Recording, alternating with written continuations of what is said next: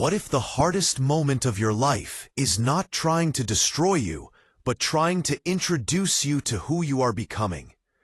Most people think their biggest battles come from bad decisions, poor planning, or mistakes. But some of the most defining struggles arrive uninvited. You didn't choose them. You didn't prepare for them. And yet, here they are, knocking at your door, demanding an answer. The real question isn't why this happened. The real question is who you become when it does. There will be seasons in life when effort isn't enough, positivity feels fake, and strength feels borrowed. In those seasons, pain isn't optional. Struggle isn't negotiable. What is negotiable is how you interpret what's happening. Many people lose the battle before it even starts, because they let the situation decide the story they tell themselves. They assume that pain means failure, fear means weakness, and exhaustion means the end. But those signals are not conclusions. They are information.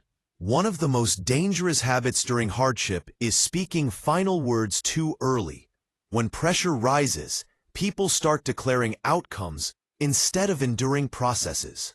They say, "It's over, I'm done, I can't recover, this broke me." But every sentence you repeat becomes a direction your mind follows. Your brain doesn't argue with repetition, it obeys it. When you constantly speak defeat, your nervous system prepares for collapse. When you speak endurance, it prepares for survival. This doesn't mean pretending everything is fine. It means refusing to let emotion become authority. Fear is a feeling, not a command.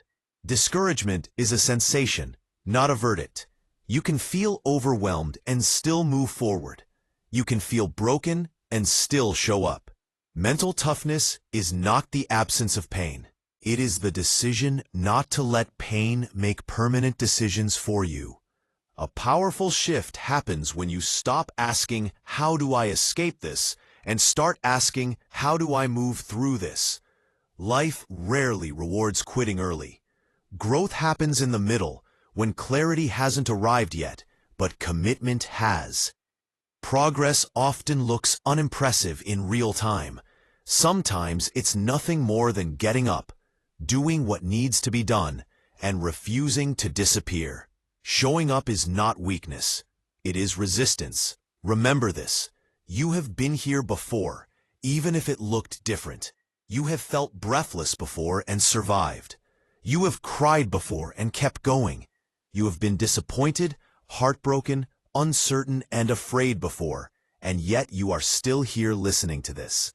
That alone is evidence. Pain feels permanent when you're inside it, but history proves otherwise. Every chapter you thought would end you eventually ended itself. The people who make it through are not always the most skilled, the fastest, or the most confident. They are the ones who refuse to let a temporary moment write a permanent identity. They understood that resilience is built by repetition, not motivation. You don't need to feel ready. You need to remain willing. Willing to stand up again. Willing to speak life when your thoughts speak fear. Willing to keep moving when quitting feels logical. There is something on the other side of endurance that you cannot access any other way. Strength you didn't know you had. Perspective you couldn't earn without pain. And a version of you that no longer collapses under pressure. This moment will pass. But who you become while walking through it will stay. Stay in the fight. Not because it's easy, not because it's fair, but because you are not finished. And this is not the end of your story.